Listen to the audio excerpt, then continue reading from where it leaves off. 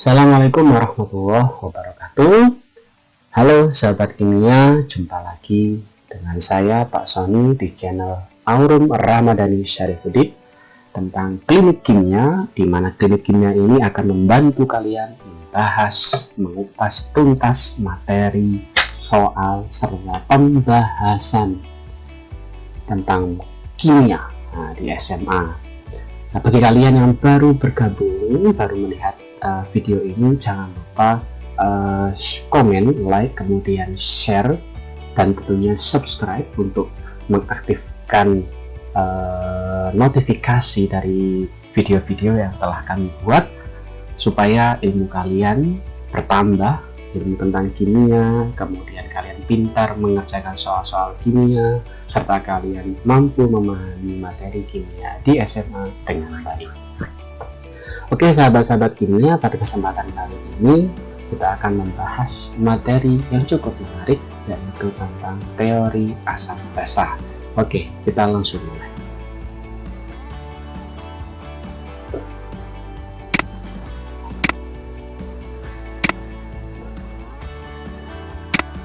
Teori asam basah. Seperti yang kita ketahui bahwa asam dan basah adalah zat yang sering kita temui dalam kehidupan sehari-hari.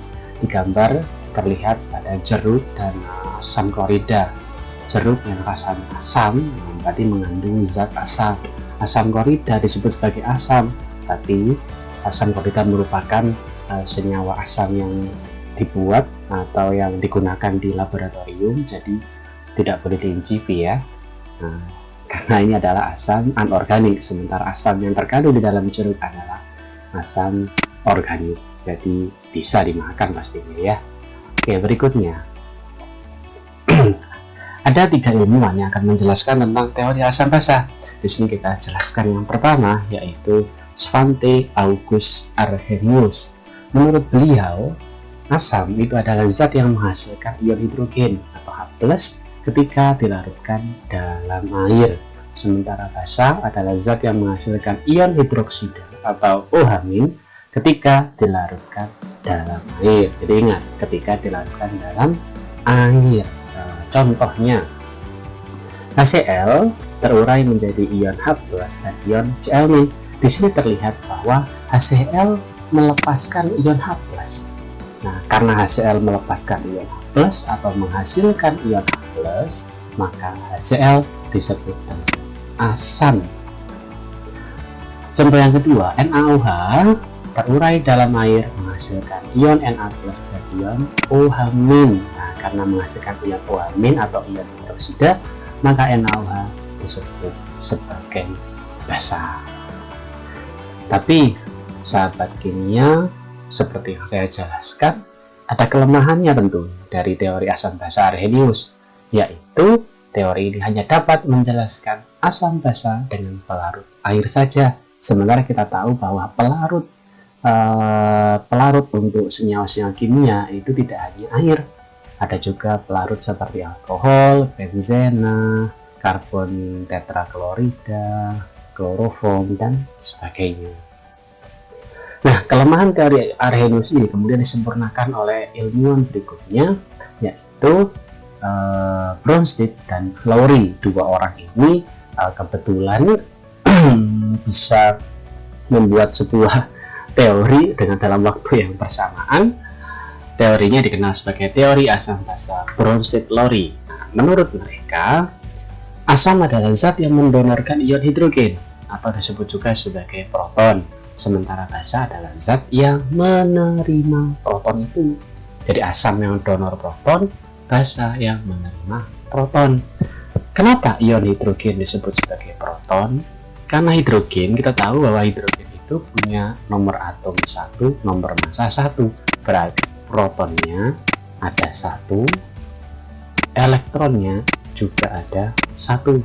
Ketika atom hidrogen ini membentuk ion H+, berarti elektronnya sudah tidak ada, tinggal protonnya. Oleh karena itu, ion H+ disebut juga sebagai proton. Oke, kita kembali ke materi. Asam adalah yang mendonorkan proton, basah adalah yang menerima proton. Contoh, HCl dilarutkan dalam air. Menurut proses Lowry, persamaannya adalah HCl plus H2O menjadi Cl- ditambah H3O+. Dapat kita lihat bahwa HCl berubah menjadi ion Cl-. Kalau kita lihat atau kita analisis, berarti HCl telah kehilangan ion H+-nya. Kemana ion H+-nya? Ternyata ion H+-nya didonorkan ke H2O. Sehingga Cl berubah menjadi Cl-, H2O ya, H2O berubah menjadi H3O+. Karena HCl mendonorkan ion H+ ke H2O atau mendonorkan proton ke H2O, maka HCl bertindak sebagai asam, kemudian H2O bertindak sebagai basa karena menerima H+ dari HCl. Nah, di ruas kanan dimungkinkan juga H3O+ ini mendonorkan kembali ion Cl- mendonorkan ke Cl-. Jadi H3O+ berubah lagi menjadi H2O, Cl- berubah menjadi HCl, sehingga kita sebut H3O+ sebagai asam konjugasi, sementara Cl- sebagai basa konjugasi. HCl dan Cl- berperan sebagai pasangan asam basa konjugasi, begitu pula dengan H2O dan H3O+. Teori asam basa ini memang dapat menjelaskan asam basa selain pelarut air ya, selain pelarut air. Namun kalau kita analisis lebih lanjut, ternyata teori ini dapat menjelaskan asam basa yang melibatkan spesies yang mengandung ion hidrogen saja. Nah, bagaimana dengan spesies-spesies senyawa-senyawa, ion-ion atau molekul-molekul yang tidak mengandung proton atau ion hidrogen? Padahal mereka juga dapat bertindak sebagai asam dan basa. Teori Brusselowry ini kemudian disempurnakan oleh ilmuwan yang ketiga, yaitu Lewis namanya, tapi kita bahas nanti. Kita fokus dulu di teori Brusselowry. Sahabat kimia, dapat kita lihat bahwa di sini HCl sebagai asam, Cl- sebagai basa konjugasi. Nah, ini ada istilah baru buat kita, yaitu konjugasi. Konjugasi itu artinya kawan atau pasangan. Berarti ini Cl- itu kawannya dari HCl. Nah, sahabat kimia, dari teori asam basa Brusselowry kita bisa menentukan asam basa konjugasi dari suatu spesies. Untuk menentukan asam konjugasi dari suatu spesies dapat dilakukan dengan cara menambahkan ion H+. Ya, saya ulangi lagi, untuk menentukan asam konjugasi suatu spesies dapat dilakukan dengan menambahkan satu ion H+. Maaf ya, satu saja. Satu ion H+. Untuk yang basa konjugasi dapat ditentukan dengan cara menghilangkan satu ion H+. Kita ambil contoh ya. Asam konjugasi dari H2O adalah ion H3O+. Kenapa demikian? Karena H3O+ itu adalah senyawa dari H2O yang telah ketambahan ya, istilahnya ya, setelah ditambah satu proton atau satu H+. Jadi H+ ditambahkan ke H2O maka berubah menjadi H3O+. Jadi H3O+ atau ion hidrogen itu adalah asam konjugasi dari H2O. Sementara itu, basa konjugasi dari H2O adalah ion OH-. Jadi H2O ini diambil satu ion H+, diambil satu, maka H2O berubah menjadi ion OH-. Jadi ion OH- adalah basa konjugasi dari H2O, sementara ion H3O+ adalah asam konjugasi dari H2O. Contoh yang kedua, asam konjugasi dari NH3 adalah NH4+, ya, dengan cara menambahkan satu H+ ke NH3. Sementara basa konjugasi dari NH3, kita hilangkan satu H+-nya, maka berubah menjadi NH2-. Bagaimana sahabat klinik kimia? Tidak sulit bukan? Sekarang kita lanjutkan ke teori yang ketiga, yaitu teori yang diungkapkan oleh Gilbert Newton Lewis. Menurut Lewis, asam adalah spesies yang dapat menerima, saya ulangi lagi, asam adalah spesies yang menerima pasangan elektron, sementara basa adalah yang memberikan pasangan elektron. Jadi kita tidak berbicara tentang ion hidrogen lagi ya, kita berbicara tentang pasangan elektron atau PE. Biasanya kita sering menyebutnya PEB, pasangan elektron bebas. Kita ambil contoh, di sini adalah reaksi dari pembentukan ion amonium atau NH4+ yang berasal dari satu ion H+ yang bereaksi dengan molekul amonia atau NH3. Kita lihat di sini bahwa NH3 memiliki satu pasangan elektron bebas, sementara H+ seperti yang kita ketahui bahwa H+ tidak memiliki elektron. Akhirnya H+ ini berikatan dengan NH3 dengan menggunakan PEB dari N dalam NH3. Jadi ibaratnya dia nggak punya modal sih untuk berikatan. Nah, karena ikatan ini terbentuk dari pasangan elektron yang berasal dari satu spesies, yaitu NH3, ya, bukan saling berbagi ya, maka ikatan ini disebut dengan ikatan kovalen koordinasi. Karena NH3 telah mendonorkan PEB-nya, maka NH3 berperan sebagai asam basa Lewis ya, sementara H+ karena telah menerima PEB, maka H+ berperan sebagai asam Lewis.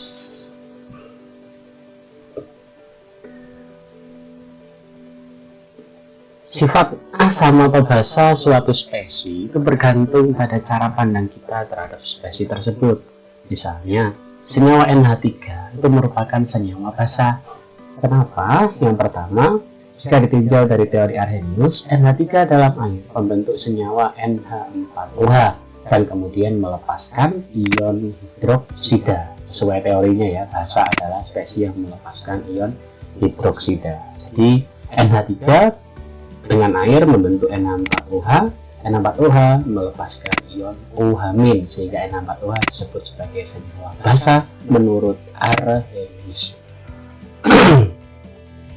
Menurut ditinjau dari teori Broglie-Lowry, NH3 itu dalam air menerima ion H+ dari H2O membentuk ion NH4+. Nah, jadi H2O mendonorkan H+ ke sini. Karena ini mendonorkan, maka H2O sebagai asam, karena NH3 menerima, dia sebagai basa. Jadi kenapa NH3 disebut basa? Karena menurut Broglie-Lowry, NH3 telah menerima ion H+ dari H2O. Ditinjau dari teori Lewis, NH3 itu adalah basa juga. Kenapa demikian? Karena dari struktur Lewisnya, NH3 memiliki satu pasangan elektron bebas. Ya, jadi kalau dia mempunyai PEB, maka PEB itu bisa didonorkan.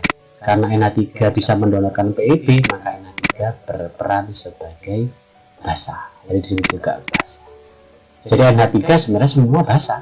Menurut Arrhenius juga basa, menurut Broglie-Lowry juga basa, menurut Lewis NH3 juga basa. Hanya saja cara pandangnya beda. Saya ulangi lagi, cara pandangnya berbeda. Menurut Arrhenius, NH3 itu basa karena dia melepaskan OH-. Menurut Broglie-Lowry, NH3 basa. Kenapa? Karena dia menerima proton atau H+ dari H2O. Menurut Lewis, NH3 adalah basa. Kenapa? Karena ditinjau dari struktur Lewisnya, NH3 memiliki pasangan elektron bebas yang bisa didonorkan. Oke, itu sahabat kimia tentang 3 teori asam basa yang bisa saya jelaskan ke kalian semua. Sekarang waktunya kita berlatih.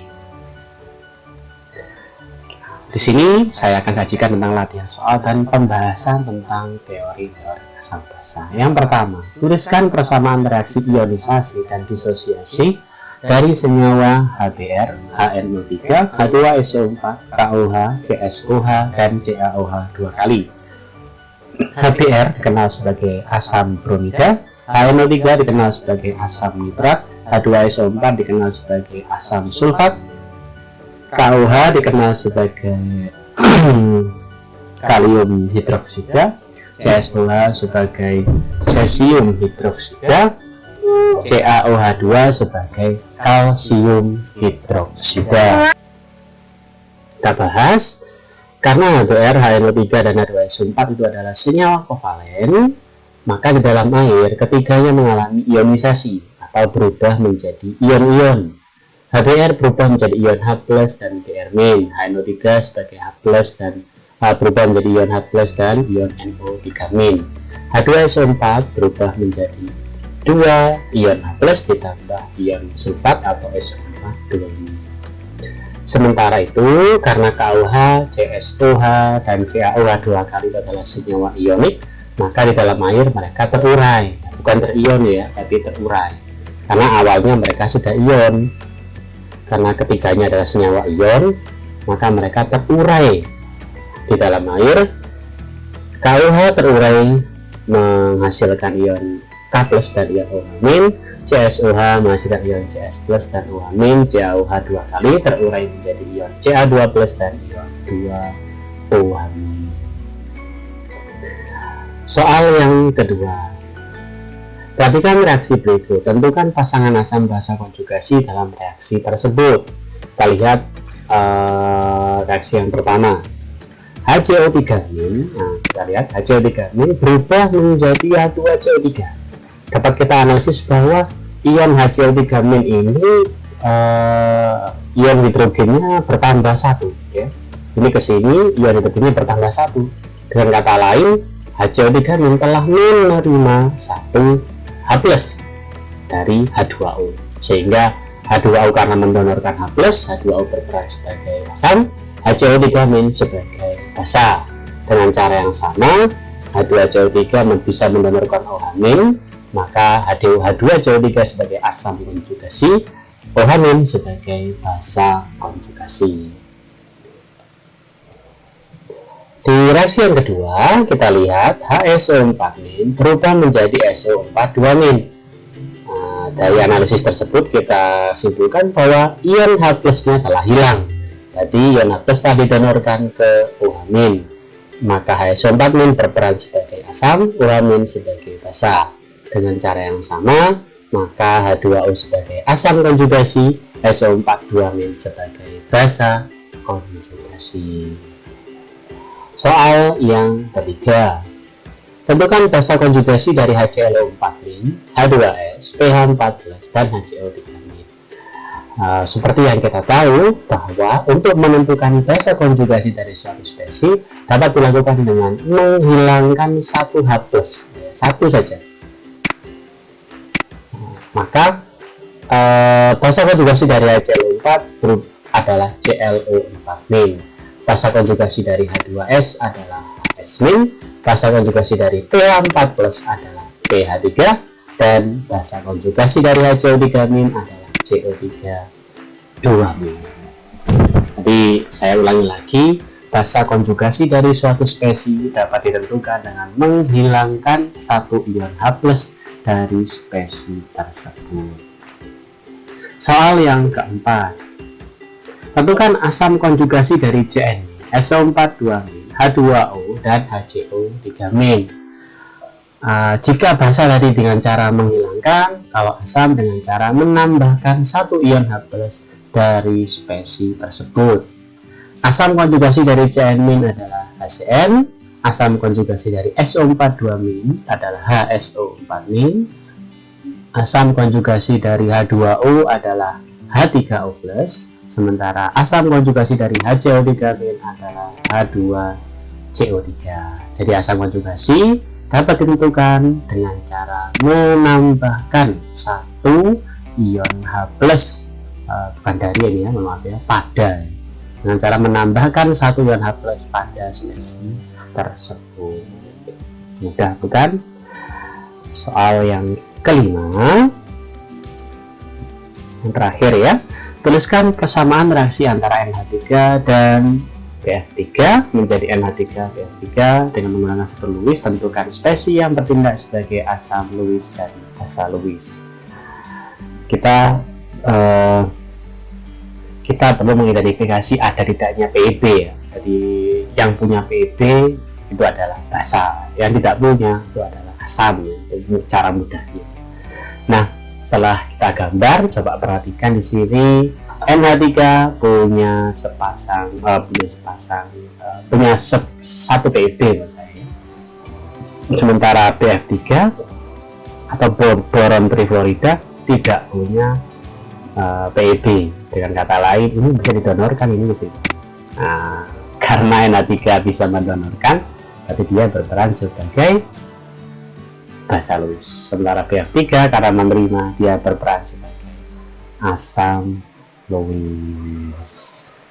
Oke, sahabat kimia, demikian penjelasan tentang teori asam basa dari 3 ilmuwan, yaitu Arrhenius, Bronsted Lowry, kemudian diikuti oleh Lewis. Saya juga sudah menjelaskan tentang latihan soal dan pembahasan tentang teori-teori asam basa.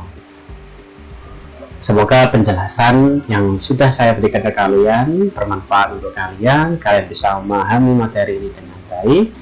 Jangan lupa bagi kalian yang ingin tahu tentang informasi-informasi tentang materi-materi kimia, pembahasan soal-soal kimia dan sebagainya, jangan lupa subscribe, bunyikan loncengnya agar kalian dapat mendapatkan notifikasi tentang video-video yang terbaru dari kami. Terima kasih. Ini saja yang bisa saya sampaikan. Mohon maaf apabila ada kesalahan. Assalamualaikum warahmatullahi wabarakatuh. Sampai jumpa di video berikutnya.